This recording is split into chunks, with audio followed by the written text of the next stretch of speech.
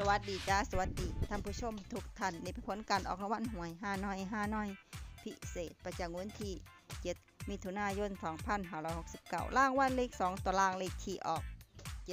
7575รางวัลเลข5ตัวรางเลขที่ออก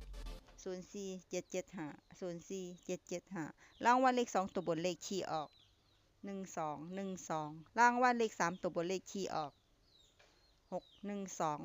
612รางวัลเลข5ตัวเลขที่ออก78612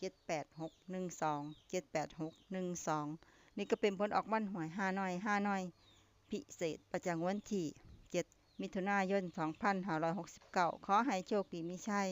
ถูกหวยฮานอยพิเศษได้รับเงินกันทุกคนด้วยจ้าฝากไว้ในเด้อจ้าซับตะไคร้กดติดตามและเป็นกำลังใจขอบคุณทุกท่านที่เข้ามารับชมและรับฟังแล้วมาพบกันใหม่ในผลการออกหวยฮานอยในเวลา 18:30 นาทีในฮานอยปกติสำหรับครั้งนี้ขอบคุณและสวัสดีจ้า